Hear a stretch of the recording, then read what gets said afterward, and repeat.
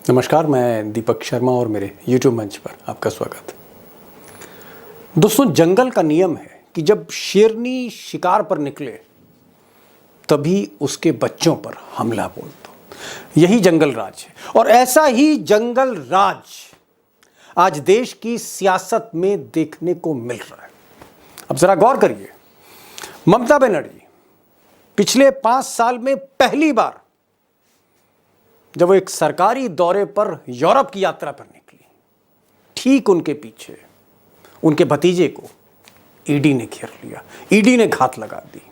और ऐसे समय पर जब ममता बनर्जी स्पेन में हो और उनका भतीजा अभिषेक बनर्जी दिल्ली जा रहा हो, आज एक इंपॉर्टेंट इंडिया की मीटिंग को अटेंड करने, उसी वक्त अभिषेक बनर्जी को ईडी ने घेर लिया, बैठा लिया, जाने नहीं दिया। पूछताछ के लिए आज ही का दिन मिला था ईडी को। और आज ही के दिन जब इंडिया की पहली कोऑर्डिनेशन कमेटी की बैठक थी जिसमें बहुत अहम फैसले लिए जा रहे थे, आज ही के दिन सिर्फ ममता बनर्जी पर घात नहीं लगाई गई। आज ही के दिन पटना में नीतीश कुमार के सबसे खास जेडीयू के एमएलसी राधा चरण शाह, इनकी घेराबंदी भी ईडी ने कर ली है। ईडी ने इनके हर ठिकाने पर, जेडीयू के इस नेता के हर ठिकाने पर छापेमारी करी। एक तरह का नैतिक दबाव, एक pressure, psychological pressure Nitish Kumar पर था। और उधर जो संजय राउत हैं, शिवसेना के बड़े अहम नेता आप कह सकते हैं, प्रवक्ता हैं, संपादक हैं, और आज की जो बैठक है, दिल्ली की बैठक शरद पवार के घर में दिल्ली में, शिवसेना कि संजय राउत सबसे मजबूत आप कह सकते हैं, उसके आधार थे उस बैठक के। संजय राउत के भी पीछे ईडी पड़ी हुई है। संजय राउत को जेल भेजना चाहती है और संजय राउत को जेल भेजने की कार्रवाई होती रही, उनकी जमानत रद्द करवाने की कार्रवाई, उनको दोबारा जेल भेजने की कार्रवाई, कि संजय राउत और शिवसेना को किसी सूरत में डिस्टर्ब किया जा सके इस बैठक को लेकर। अब आज ही का एक और डेवलपमेंट देख लीजिए, ईडी का डेवलपमेंट, मोदी जी की ईडी का डेवलपमेंट। ये साहब जो हैं, इनका नाम है चंद्र बाबू नायडू, दक्षिण भारत की सियासत के एक बड़ा चेहरा। मोदी जी और अमित शाह वो चाहते थे कि चंद्र बाबू नायडू जो हैं वो एनडीए में आ जाए। बाद में कुछ इरादा बदला नायडू साहब ने भी, कुछ मोदी जी ने भी। तो नायडू साहब चाहते थे कि अब इंडिया में आ जाए, क्योंकि इंडिया थोड़ा सा सुर्खियों में था।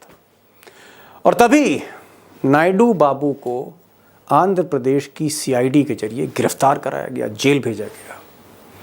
और ये सारा केस अब संजय मिश्रा, जी हाँ, ईडी के डायरेक्टर ने केस ले लिया है। यानी चंद्र बाबू नायडू से अब सवाल जवाब संजय मिश्रा करेंगे, मोदी जी के अलादीन ईडी के डायरेक्टर करेंगे।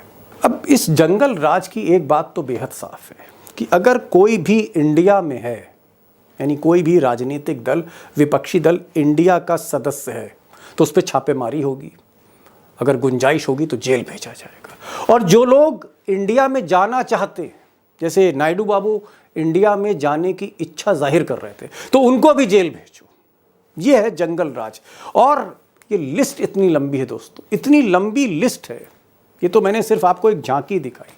अगर हकीकत में, जो ज़मीनी हकीकत अगर हम देखें, तो आज की तारीख में ईडी कारपेट बॉम्बिंग कर रही है। जैसे युद्ध में कारपेट बॉम्बिंग होती है, चुन चुन कर पूरे देश में निशाना साधा जा रहा है। जो भी इंडिया का है या इंडिया में जाना चाहता है, उसका हश्र वही होगा जो नायडू बाबू का हुआ, या जो सलूक अभिषेक बनर्जी, ममता बनर्जी के भतीजे से किया जा रहा है, वही सलूक होगा। और ये लिस्ट इतनी लंबी है कि मैं पढ़ता पढ़ता थक जाऊंगा, आप सुनते सुनते थक जाएंगे। अब दोस्तों, सवाल ये नहीं है कि इंडिया के किन किन नेताओं को या किन किन मुख्यमंत्रियों को जेल भेजा जाएगा या उन पे छापेमारी की जाएगी। सवाल ये नहीं है, ये तो हो ही रहा है इस जंगल राज में। सवाल ये है, जो आज का जो बिग क्वेश्चन है वो ये है कि मोदी जी के जो सबसे ताकतवर ऑफिसर हैं, ईडी के डायरेक्टर, ईडी के चीफ संजय मिश्रा, सबसे ताकतवर और सबसे करीबी ऑफिसर मोदी साहब के, इनके पास सिर्फ 48 घंटे का वक्त है, 48 आवर्स। 15 सितंबर को रात 12 बजे सुप्रीम कोर्ट के आदेश पर संजय मिश्रा रिटायर हो रहे हैं। यानी रात 12 बजे 15 सितंबर को ये कुर्सी छोड़ देंगे। ये सुप्रीम कोर्ट का फाइनल ऑर्डर है संजय मिश्रा को लेकर। सवाल इस बात का है कि अगले 48 घंटों में कितना कहर बरपाने जा रहे हैं संजय मिश्रा। अब दोस्तों एक और सवाल है, और ये सवाल भी उतना ही बड़ा है, उतना ही बिग क्वेश्चन है कि अगर 15 सितंबर को संजय मिश्रा रिटायर हो रहे हैं, संजय मिश्रा को कुर्सी छोड़नी है, तो क्या मोदी जी जो इस देश के मुल्क के बादशाह हैं, बड़े ताकतवर बादशाह हैं, क्या ये एक ऐसे अलादीन के चिराग को अपने हाथ से जाने देंगे? क्या इतने उपयोगी ऑफिसर को, जिसने कई पार्टियां तोड़ दी विपक्ष की, कई सरकारें गिरा दी ईडी ने, ऐसे होनहार ऑफिसर को अपने जाने देंगे? अब लोग कहते हैं कि मोदी जी के पास एक प्लान बी है संजय मिश्रा को लेकर। 15 सितंबर को रिटायर होने के बाद मोदी जी संजय मिश्रा को इस देश का चीफ इन्वेस्टिगेटिंग ऑफिसर बना देंगे। एक नया पद, एक नया डिपार्टमेंट बनाया है, और जब वो CIO बन जाएंगे तो उनके अंडर में मोदी जी ईडी और सीबीआई दो एजेंसियां दे देंगे। अब कुछ लोग कह रहे हैं कि 15 सितंबर की रात के बाद ऐसा फरमान मोदी जी जारी कर सकते हैं, और कुछ लोग हैं वो ये कह रहे हैं कि साहब 18 से 22 सितंबर के बीच जो ये विशेष सत्र बुलाया है, स्पेशल सेशन पार्लियामेंट का बुलाया है, उसके बाद 22 तारीख के बाद संजय मिश्रा को नई कुर्सी पर बैठाया जाएगा, इनाम दिया जाएगा, और ज़्यादा ताकत और ज़्यादा हथियार दिए जाएंगे, क्योंकि संजय मिश्रा तब तक मोदी जी के साथ हैं जब तक 2024 तक मोदी जी प्रधानमंत्री की कुर्सी पर बैठे हुए हैं। जब तक मोदी है तब तक संजय है। अब दोस्तों अगले 48 घंटों में ईडी चीफ संजय मिश्रा क्या कहर बरपाने जा रहे हैं, क्या करने जा रहे हैं अगले 48 घंटों में, और इन 48 घंटों के बाद मोदी जी संजय जी के लिए क्या करने जा रहे हैं, बड़ा सवाल है। और क्या ये कहर जारी रहेगा, और इन सब का इम्पैक्ट, ईडी का, छापों का, जेल का, मोदी के फैसले का संजय मिश्रा को लेकर, इन सब का इम्पैक्ट, इन सब का असर 2024 के चुनाव पर क्या होगा, विपक्ष पर क्या होगा? क्या अल्टीमेटली संजय मिश्रा इंडिया को तोड़ देंगे या इंडिया के आगे टूट जाएंगे? मुझे लगता है ये जो सारे सवाल हैं, एक के बाद एक, इसके जवाब आप तक पहुंचाना बहुत ज़रूरी है, और मैं कोशिश करूंगा ये सवाल टाइगर से पूछूंगा, ये सवाल ग्राउंड ज़ीरो से हमारे रिपोर्टर अभिषेक कुमार से पूछूंगा कि झारखंड, बिहार, वहाँ क्या हो रहा है, वहाँ क्या गजब ढा रही है ईडी, और इसका इम्पैक्ट क्या होगा नीतीश कुमार, तेजस्वी यादव की राजनीति पर। ज़्यादा वक्त नहीं लूँगा, सीधे चलते हैं अशोक वानखेड़े टाइगर के पास और अभिषेक कुमार के पास। टाइगर, पहला सवाल आपसे ये, जिस बीजेपी में अमित शाह हो, चाणक्य, जिस बीजेपी में जेपी नड्डा हो, जिस बीजेपी में मोदी जी का अपना खुद का नेटवर्क हो, ये इतनी बड़ी पार्टी, सारा नेटवर्क, क्या सारा काम संजय मिश्रा के सपुर्द कर दिया गया है? क्या बीजेपी को आउटसोर्स कर दिया गया है ईडी को कि आप देखिए, और ये जो 48 घंटे हैं इसमें सारा कुछ जो ब्लूप्रिंट है 2024 का, वो संजय मिश्रा बना रहे हैं? क्या संजय मिश्रा के अलावा मोदी जी के पास अब कोई आदमी नहीं बचा है? क्या नड्डा और अमित शाह जैसे कार्ड फेल हो चुके हैं? जो काम अमित शाह नहीं कर पाए, जो नड्डा जी नहीं कर पाए, जो काम गडकरी के रोड नहीं कर पाए, जो काम राजनाथ सिंह का कास्ट फैक्टर नहीं कर पाए, संघ नहीं कर पाए, वो काम फिर संजय मिश्रा ने किए। संजय मिश्रा ने किए। सरकार बन गई, वो हंसते रहे, बोले बना नहीं दीजिए सरकार जी, कितनी दिन तक खैर बनाएगी बकरे की मां जी। सरकार गिरा दी, सरकार इनकी बन गई।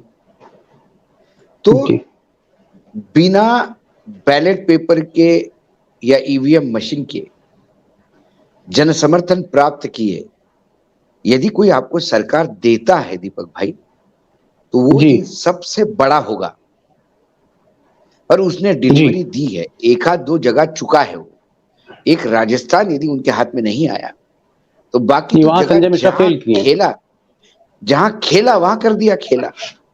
कर्नाटक में कर दिया, गोवा में कर दिया, मणिपुर में कर दिया, उन्होंने मध्य प्रदेश में कर दिया, उन्होंने महाराष्ट्र में कर दिया।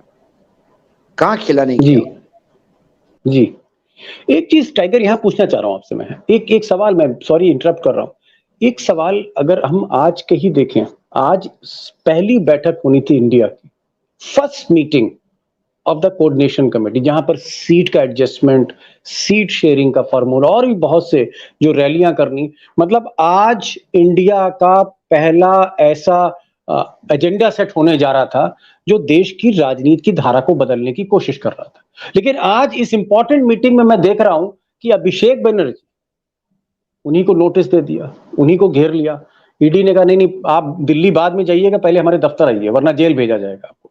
संजय राउत, जो एक इंपॉर्टेंट आप कह सकते हैं इस कोऑर्डिनेशन कमेटी के मेंबर है, संजय राउत शिवसेना लीडर, उनकी बार बार कोशिश ईडी हो रही कि इनकी जमानत किसी तरह से हम खारिज कराएं, जेल में वापस भेजें। मेरा सिर्फ ये कहने का मतलब है कि क्या अभी भी ईडी को, संजय मिश्रा को लगता है कि इस तरह से डिस्टर्ब करके, चाहे हेमंत सोरेन हो, चाहे भूपेश बघेल हो, अभिषेक बनर्जी हो, संजय राउत, इनको डिस्टर्ब करके इंडिया को तोड़ा जा सकता है, इंडिया को बिखेरा जा सकता है? मैं ये जानना चाह रहा हूं, ये मोदी जी की क्या सोच है? ये उनका सोच है, ये उनके आकाओं का सोच है। देखिए, संजय मिश्रा को तो आदेश होता है, आदेश ये है कि आप परेशान करो। संजय, क्या होता है, ये जो कोविड आया, तो पहले कोविड जब आया तो कई लोग मरे, फिर उसके बाद वैक्सीनेशन हुआ, और आजकल लोग मिलते हैं, कोविड हो गया था 2 दिन और 2 दिन के बाद ऑफिस आ जाते हैं, क्योंकि अपनी बॉडी इम्यून हो गई। अब इस देश का विपक्ष इनकम टैक्स, सीबीआई और ईडी से इम्यून हो गया। इस देश की जनता ईडी, सीबीआई, इनकम टैक्स से इम्यून हो गई। जब किसी नेता पे रेड पड़ती है तो उसे भ्रष्ट नहीं मानते। ओ, इसने तो सरकार को परेशान करके रखा है, मोदी जी के सामने चैलेंज दिया इसने, देखिए ईडी पहुंच गई। ये एक जनधारणा लोगों के मन में है। टाइगर, मैं आपके पास आता हूं, एक बार मैं जरा बिहार और झारखंड की ग्राउंड रिपोर्ट जान लूं। अभिषेक कुमार हमारे साथ जुड़े। अभिषेक, बिहार में मैं देख रहा हूं कि भले ही अपने करियर में, अपने 50 साल के करियर में एक दामन पर दाग नीतीश कुमार के अब तक नहीं लगा है, भले वो काजल की कोठरी में बैठे हो, दाग नहीं लगा। मैं देख रहा हूं कि लगातार 1.5-2 महीने से नीतीश कुमार के जितने भी लोग हैं, चाहे उनके फाइनेंस मिनिस्टर हों, चाहे लल्लन सिंह हो, लल्लन सिंह के चारों तरफ जो लोग हैं, उनके एमएलसी हैं, ये जो राधाचरण है, इनकी घेराबंदी हो रही। यानी नीतीश कुमार के चारों तरफ, अगर नीतीश कुमार को नहीं घेर सकते तो मोदी जी और अमित शाह ये कर रहे हैं कि भाई नीतीश कुमार के साथ बेईमान लोग कौन है, इन्हीं को टारगेट करो, उनकी बेईमानी से नीतीश कुमार को टारगेट करो। तो ये जो ऑपरेशन आपका बिहार में चल रहा है, क्या ये घेराबंदी धीरे धीरे आपको कहां जाती हुई लग रही है? क्या ये घेराबंदी जो नीतीश के आदमियों की है, एक तरफ नीतीश को घेरा जा रहा है, दूसरी तरफ तेजस्वी को घेरा जा रहा है? जिस प्रकार से विपक्षी दलों को ही टारगेट किया जा रहा है, वित्त मंत्री के करीबियों को, पार्टी के अध्यक्ष के करीबियों को, नीतीश कुमार की पार्टी के एमएलसी को, और यही मामला आप दूसरे राज्य में भी देखेंगे, चाहे झारखंड में हेमंत सोरेन का हो या बंगाल में अभिषेक बनर्जी का हो। ये पूरा का पूरा ये दिखाता है कि अगले 48 घंटे में संजय मिश्रा अपने साहब को, जिनके इशारे पर उनकी ईडी नशे में धुत है, उनको अपने इशारे आपको पर लगता है अभिषेक, आप तो पटना को बहुत अच्छी तरह से जानते हैं, समझ रहे हैं, और आप ईडी के जो रेड्स हैं, छापेमारी, इसको आप ट्रैक कर रहे हैं पहले दिन से पटना में। मैं आपसे जानना चाह रहा था कि क्या बड़ी मछली हाथ लग जाएगी ईडी की? क्या नीतीश के तालाब में से कुछ मछली निकालना चाह रहे हैं, या मछली नहीं उस तालाब में? देखिए, मछली जो हाथ लगेगी उसका कांटा गले में अटकेगा, ये ध्यान रखिए। ऐसी मछली हाथ लगेगी इसका कांटा अटकेगा, और कांटा अटक चुका है, अटकेगा नहीं बल्कि वो अटक चुका है। और मैं इसलिए कह रहा हूं कि अटक चुका है क्योंकि कई सारे ऐसे छापे आप देखेंगे जिसमें कुछ मिला नहीं, और कहीं ना कहीं वो सिंपैथिक फैक्टर क्रिएट करने में कामयाब हुआ है। चाहे आप बिहार में देखें, महाराष्ट्र में देखें, काफी हद तक झारखंड में जो सत्ता पक्ष का हाउस बिखरा हुआ नजर आ रहा था, वो हाउस ऑफ ऑर्डर में नजर आ रहा है। जो अलायंस है जेएमएम, कांग्रेस, जेडीयू और आरजेडी का, वो एक डुमरी के उपचुनाव में देखिए क्या हुआ। झारखंड में जो बाई इलेक्शन था, पहले से प्रेडिक्ट किया जा रहा था कि बीजेपी जीतेगी, बीजेपी अलायंस आजसू जीतेगी वो, लेकिन हुआ ठीक उल्टा। तो आप कह सकते हैं कि ये मछली का कांटा अटक चुका है। जी, मछली का कांटा। हाथ अपनी बड़ी बात आपने कही, आपने कहा कि मछली चाहे जितनी बड़ी पकड़े या मछली कहीं से भी पकड़े, समंदर से, नदी से, तालाब से, कहीं से पकड़े, या नीतीश जी के हाथे से पकड़ ले, उसका कांटा कहीं ना कहीं गुजरात लॉबी के गले में अटकना है चुनावी साल में। आप सही बात कह रहे हैं टाइगर। एक चीज में जो चर्चा का विषय है वो ये है कि कहीं ना कहीं जो खबर आ रही है, लेटेस्ट खबर जो अपडेट है दिल्ली दरबार का, वो ये है कि अभी वो चाहते हैं कि संजय मिश्रा थोड़ा सा अपना होमवर्क और प्रॉपर कर लें। 15 तारीख को जब संजय मिश्रा रिटायर हो जाएंगे, उनको चीफ इन्वेस्टिगेटिंग ऑफिसर बना दिया जाएगा। CIO की एक नई पोस्ट मोदी जी क्रिएट करने चाह रहे हैं। फिर संजय मिश्रा के हाथ में सुपरवाइजरी पावर दे देंगे ईडी की और सीबीआई की, यानी ईडी और सीबीआई दोनों संजय मिश्रा के हाथ में होगा। आपको लगता है कि ये जो विशेष सत्र है 18 तारीख से शुरू हो रहा है, 22 को खत्म हो रहा है, 5 दिन, उस 5 दिन के विशेष सत्र के बाद एक नए अवतार में संजय मिश्रा आएंगे और उनके हर हाथ में कोई ना कोई हथियार होगा? ये स्ट्रैटेजी आपको लगती कहीं? 2024 तक संजय मिश्रा, जब तक मोदी जी 2024 का चुनाव नहीं जीतते तब तक संजय मिश्रा यही एक तरकश में तीर है उनके। तो ये मुझे लगता है कि आप ये कहना चाह रहे हैं, आप ये कहना चाह रहे हैं टाइगर कि मोदी जी की जो बारात है, जिसमें कई बाराती बड़े नामी गिरामी बाराती हैं, उसमें अमित शाह हैं, नड्डा हैं, उसमें मीडिया में देखिए तो अर्नब गोस्वामी हैं, सुधीर चौधरी हैं, रजत शर्मा है, और अगर आप एजेंसीज में देखिए तो सीबीआई का डायरेक्टर है, उसमें संजय मिश्रा। हालांकि लोग कह रहे हैं कि जो बारात लीड कर रहा है, जो घोड़ी के साथ चलता है दूल्हे के साथ, वो संजय मिश्रा ही है। संजय मिश्रा 2024 तक कुछ नहीं होगा, और ये जो बारात चल रही है जिसमें अडानी है, अनिल अंबानी है, अमित शाह, ये बारात तब तक चलती रहेगी जब तक मोदी गद्दी पे। लेकिन इसमें एक कैच है दीपक भाई, ये कोई जॉइंट सेक्रेटरी या सेक्रेटरी का अपॉइंटमेंट नहीं है, ओएसडी का अपॉइंटमेंट नहीं है, ये सीडीएस का अपॉइंटमेंट नहीं है, एक नया डिपार्टमेंट है। ये 2 स्वायत्त संस्थाओं के ऊपर बनाया हुआ एक हेड है। यदि ये ऐसा अपॉइंटेड हेड 2 स्वायत्त संस्थाओं के ऊपर बैठता है तो उनकी स्वायत्तता बनी रहेगी क्या? इंडिपेंडेंट बना रहेगा क्या?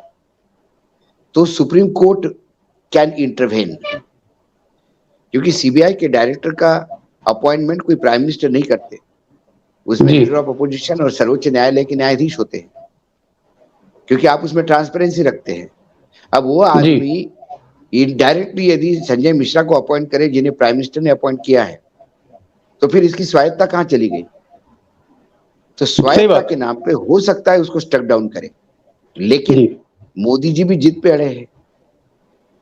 मोदी जी उनको राज्य मंत्री बना देंगे, गृह में राज्य मंत्री की शपथ दिलवा के होम मिनिस्ट्री दिलवाएंगे, उनके अंडर ही दिलवाएंगे दोनों एजेंसी, फिर तो कुछ नहीं कर पाएंगे।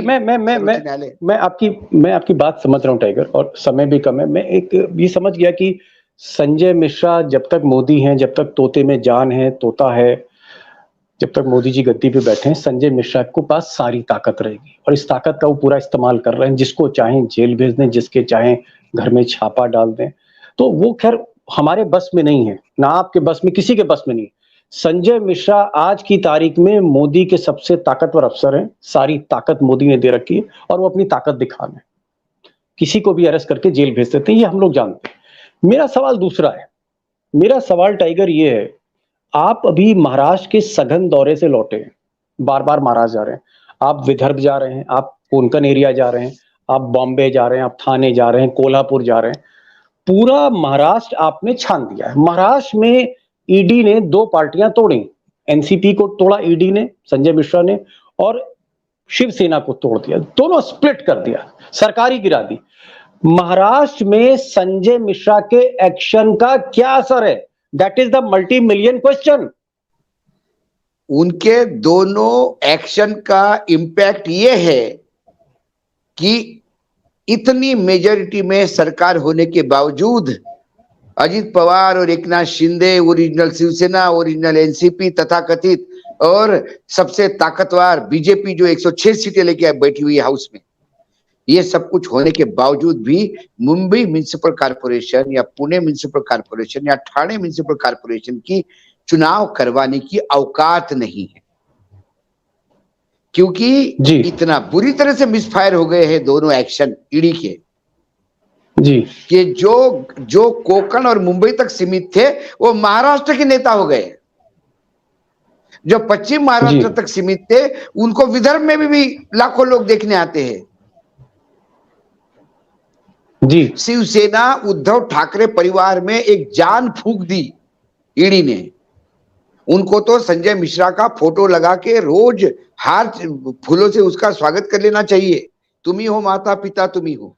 यानी आप कहना चाह रहे हैं कि संजय मिश्रा काम कर रहे हैं, मोदी का फायदा पहुंचा रहे हैं इंडिया को, काम भारत का फायदा पहुंचा इंडिया है, फायदा इंडिया तोड़ भारत को रहे हैं, फायदा इंडिया को हो रहा है। वो उनका स्लोगन है ना, जुड़ेगा इंडिया जीतेगा, जुड़ेगा भारत जीतेगा इंडिया जी। और संजय मिश्रा का जो काम है वो तोड़ेगा भारत जुड़ेगा इंडिया। जितना ईडी का प्रकोप हो रहा है ये सारे लोग इकट्ठा हो रहे हैं। इंडिया गठबंधन का फेविकॉल जो है वो ईडी का एक्शन है, ये बात मानिए। सब दुखी है, सब एक दूसरे से पीड़ित, सब जानते हैं वो पीड़ा क्या है और इस पीड़ा को लड़ने के लिए सब एक हो गए हैं। इसलिए कई लोग त्याग करने की बात करते हैं, हम सीट छोड़ने को तैयार है लेकिन लड़ेंगे, इनको वापस भेजना है, सबको उस ईडी की प्रताड़ना का बदला लेना है। लास्ट क्वेश्चन अभिषेक समय हो रहा है, लास्ट क्वेश्चन। आपको लगता है जो अभी टाइगर बता रहे थे कि वो महाराष्ट्र से लौट के आए, उनका ये कहना है कि संजय मिश्रा ने भले ही वहां सरकारें गिरा दी हो, दो पार्टियां तोड़ दी हो, शरद पवार को के आदमी छीन लिए हो, उद्धव ठाकरे के आदमी छीन लिए हो, तो उन्होंने भले ही पार्टी तोड़ दी लेकिन लाभ मोदी को नहीं दे पाए, मोदी का नुकसान कर दिया, क्योंकि एक एंटी गुजराती लॉबी फीलिंग वहां पर है महाराष्ट्र में। मराठा मूवमेंट भी हम देख रहे हैं और तमाम चीजें देख रहे हैं। संजय मिश्रा का मतलब नुकसान ज्यादा हुआ महाराष्ट्र में, संजय मिश्रा का लाभ नहीं मिल रहा है बीजेपी को। क्या यही स्थिति कमोबेश बिहार में लग रही है जब से नीतीश की घेराबंदी, क्योंकि बिहार के अखबारों में तो छप रहा होगा, वहां के लोकल यूट्यूब चैनल्स में आ रहा होगा, वहां के तमाम सोशल मीडिया पे चल रहा होगा कि आज नीतीश के इस आदमी को पकड़ा, कल नीतीश के एमएलसी को पकड़ा, फिर नीतीश के इसको घेरा, उस नीतीश को घेरा। तो ये जो नीतीश की घेराबंदी हो रही है, तेजस्वी की घेराबंदी हो रही है, बुढ़ापे में लालू को परेशान किया जा रहा है, राबड़ी देवी से पूछताछ हो रही है, बिहार के मन में क्या है संजय मिश्रा को लेकर, ईडी को लेकर, इन छापों को लेकर, संक्षेप में? दीपक जी, एक चीज समझनी होगी इसमें, ये बात पूरी तरह से सबको जान लेनी चाहिए कि नीतीश कुमार ने जो 17 साल बिहार में सरकार चलाई है, 13 साल बीजेपी के साथ चलाई है और 4 साल अब तक, कुल जमा 4 साल आरजेडी के साथ चलाई है। 13 सालों में पीडब्ल्यूडी, हेल्थ, फाइनेंस यानी वित्त, स्वास्थ्य और लोक निर्माण विभाग जैसे मंत्रालय बीजेपी को दे रखे थे उन्होंने, और यही वो मंत्रालय जहां से ठेके निकलते हैं, जहां से भ्रष्टाचार की बू आती है। चाहे आप दिल्ली में सत्येंद्र जैन का मामला देखें, मनीष सिसोदिया का मामला देखें, चाहे महाराष्ट्र में आप कई सारे मंत्रियों का मामला देखें, अधिकांश मामले इन्हीं मंत्रालयों के हैं। अब सवाल ये उठता है कि वो छापा डाले तो किस पर डाले? सृजन घोटाले की फाइल ओपन करेंगे तो सुशील मोदी के ऊपर शिकंजा कसेगा, पीडब्ल्यूडी की फाइल अगर कोई ओपन होगी उसमें कोई भ्रष्टाचार ढूंढने जाएंगे तो बीजेपी के नेता नंद किशोर यादव और उसके साथ साथ नितिन नवीन जैसे मंत्री पकड़े जाएंगे। रही बात आरजेडी की, जब नीतीश कुमार आरजेडी के साथ आए तो ये सारे कमाऊ मंत्रालय जिन्हें कहा जाता है वो आरजेडी के जिम्मे थे। तो जब आरजेडी के जिम्मे ये मंत्रालय थे तो लालू परिवार को क्या फर्क पड़ता है कि 4 केस पहले से है, 2 और केस उनके सर पे लग गया? तो वो इस वजह से फ्री है कि हमारे ऊपर तो, हमें तो पहले से ही बदनाम करके रखा गया है। दूसरी बात, आरजेडी एक खांचे में फिट पार्टी है, उसका एक फिक्स वोट बैंक है एमवाई, जो बिहार के पॉपुलेशन का टोटल 31% माना जाता है। अब उसमें जिसके वोट एड ऑन होते हैं वो नीतीश कुमार के एड ऑन होते हैं। ये फैक्टर है कि वो भी निश्चिंत है, ये भी निश्चिंत है। इतना आसान नहीं, आपका ये कहना है इतना आसान नहीं है ईडी के लिए, क्योंकि जिस तरह से आपने बताया कि जो मंत्रालय हैं अगर उनकी घेराबंदी होती है तो 13 साल बीजेपी वहां थी, घूम फिर के बीजेपी का ही कोई आदमी फंसेगा बिहार में, और वो मोदी के लिए बड़ी ऑकवर्ड सिचुएशन होगी। टाइगर, आखिरी क्वेश्चन आपसे मैं पूछना चाहूंगा कि संजय मिश्रा जैसा ट्रंप का कार्ड अगर फेल होता है, क्योंकि हमने देखा मोदी जी आजकल नड्डा का कार्ड तो उन्होंने रख ही दिया है, हिमाचल प्रदेश के बाद बंद कर दिया है, आजकल वो अमित शाह का कार्ड भी इस्तेमाल नहीं कर रहे। तो नड्डा फेल, अमित शाह फेल, क्या अब संजय मिश्रा भी फेल होने जा रहे हैं? क्या मोदी का ट्रंप का इक्का फेल होने जा रहा है? Last question. फेल हो गया है, फेल हो गया है। इतना ईडी का प्रकोप, इतने बदनाम किया, सब कुछ करने के बाद भी झारखंड में क्या हुआ? सही कह रहे अभिषेक जी, झारखंड में मुश्किल लग रहा था। सोरेन ईडी के केस में इतना फंसा हुआ था कि वो खुद टाइम नहीं दे पा रहा था। वहां लोकल फैक्टर्स बहुत अलग अलग जगह पे एक्ट कर रहे थे। लेकिन आखिरी 5 दिन इंडिया के सभी घटक दलों ने, आखिरी 5 दिन जो सोर्सेस पुट इन किए और जो काम पे लग गए, चाहे कांग्रेस हो चाहे आरजेडी के लोग हो, और उन आखिरी 5 दिनों में जेएमएम को पता ही नहीं पड़ा कि उनकी सीट कैसे जीत गई। टेक ओवर कर लिया इंडिया ने, पूरी स्ट्रैटेजी टेक ओवर कर ली। तो ये जो है, और लोगों को समझ में आ गया कि ये सोरेन को बदनाम कर रहे हैं, परेशान कर रहे हैं, क्योंकि सोरेन इनके साथ नहीं है जी। अब ये कहते कि सोरेन भ्रष्ट है इसलिए हम तकलीफ देते हैं, तो फिर अजीत दादा भ्रष्ट था तो क्यों गले लगाया? हेमंत क्यों गले लगाया? सैकड़ों उदाहरण है। नारायण राणे क्यों गले लगाया? तो लोग ये कहते हैं कि आप भ्रष्टाचार की बात अब आपके मुंह में शोभा नहीं देती जी। लेकिन फिर मैंने कहा, आपके पास जब आदमी हाथ में डंडा लेके निकलता है, सामने से कुत्ता आ गया तो उसी डंडे से हाकेगा, शेर आ गया तो उसी डंडे से हाकेगा, क्योंकि उसकी सिवाय डंडे की सिवाय उसके पास कुछ नहीं है। तो इनके पास अब बचा खुचा जो है वो एक संजय मिश्रा है, ईडी। अब उसी का वो कार्ड आप कह रहे हैं कि फेल हो गया है। नहीं, आप सही कह रहे हैं टाइगर, आप फेल हो गया। आपने एक बात बहुत सही कही कि ये जो कार्ड है, धीरे धीरे ये कार्ड के अब कोई मतलब नहीं रहे, क्योंकि जहां जहां संजय मिश्रा के पांव पड़ रहे हैं, जिस जमीन पे पांव पड़े, कर्नाटक में पांव पड़े तो बीजेपी बुरी तरह हारी, महाराष्ट्र में संजय मिश्रा के पांव पड़े, ईडी वहां पर पहुंची, पार्टी तोड़ी, उल्टा असर होने लगा। एक बाई इलेक्शन भी जीतने के लाले पड़े हैं वहां पर बीजेपी को महाराष्ट्र में। और अब हम देख रहे हैं कि किसी तरह से झारखंड में जो हमने जीत देखी कि किस तरह हारी हुई बाजी को जीत में बदला है हेमंत सोरेन ने, उसके पीछे भी कहीं ना कहीं संजय मिश्रा है।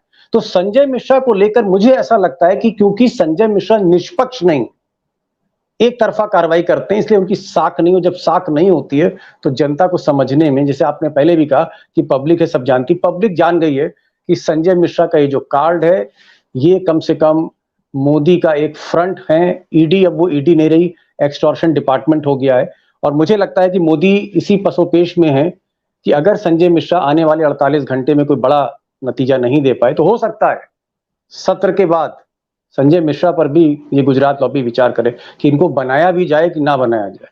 कहीं ऐसा ना हो कि इनका हाल भी नड्डा जैसा रहे। आप दोनों आए, आप दोनों ने समय निकाला और हमारे दोस्तों को एक रोशनी आपने दी। जहां तक संजय मिश्रा हैं, उनके पीछे का जो सारा खेल है, पर्दे के पीछे का, वो आपने बेनकाब किया। इसके लिए बहुत बहुत शुक्रिया आप लोगों का। Thank you so much. धन्यवाद।